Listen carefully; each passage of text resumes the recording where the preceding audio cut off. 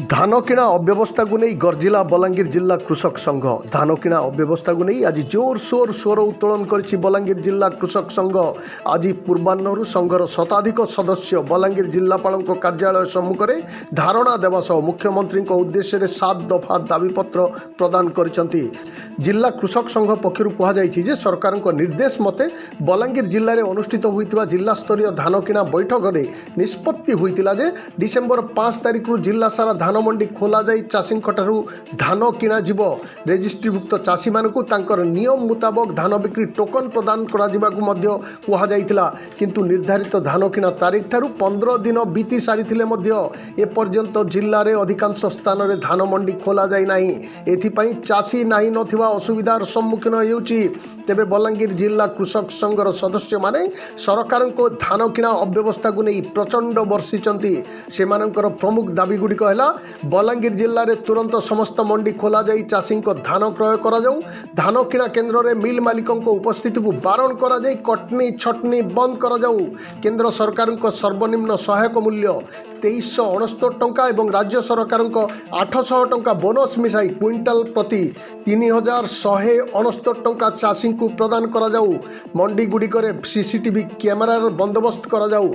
जिले में मंडी खोलिबा विलंब जोगु धान किणा विलंब होउची। तेणु धानर आर्द्रता कमी धानर ओजन ह्रास पाउथुवारु चाषी को यार क्षतिपूरण राज्य सरकार प्रदान करंतु। चाषी उत्पादन करुवा समस्त धान सरकार किणंतु।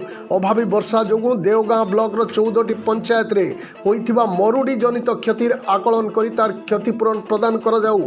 एही दाबी गुड़िक यथाशीघ्र पूरण नहेले आगामी दिन में घनघोर आंदोलन करिब बलांगीर जिला कृषक संघ बोली चेतावनी मध्य दिया जाइछि। मोर ना सरोज कुमार रथ, संपादक जिला कृषक संघ बलांगीर।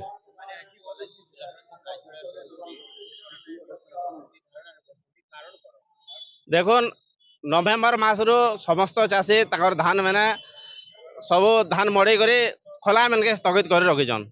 नवेम्बर जाकर डिसेम्बर आज 20 तारीख है ना के सरकार एवं आमर बलांगीर प्रशासन कलेक्टर गला डिसेम्बर 5 तारीख दिन शुभ दे देले कई तकड़ी नेले आर खाले पूजा कर देले किंतु आज तक 1 केजी धान किणी नहीं पारले। जदि धान नहीं किणबे बेले चाषी केते दिन आउ सुइबा। मध्यस्थी आ मिलर मैंने लगी कर से धान के कम रेट रे किणी नौचन। मंडी जदि स्टार्ट हवा बेले उचित पाई पारबे उचित मूल्य किंतु मिलर्स मैंने आउसन जेन भी शुभ देछन आरंभ करछन मिलर मैंने आउसन 5 केजी रु कम हेले आमे धान नहीं उठो नेले एफएक्यू धान दियो बोलछन। सरकार तो एफएक्यू मशीन का नहीं दबार केने काम हा देछन बेले केते जन कटा सेटा एफएक्यू करबे से मेसेज रे। सेदे लागि आमे सरकार के एवं जिला प्रशासन के अनुरोध करछो जेते शीघ्र हेबा प्रत्येक मंडी खोला जाओ आर जीरो कोटिंग रे धान समस्त सब चाषी उठा जाओ। जदि नहीं उठाबे दुर्बार आंदोलन हेबा राज रास्ता रे निया जलवा अखचक सब बंद हेबा। एटा जिला कृषक संघ चेतावनी दउछि। आज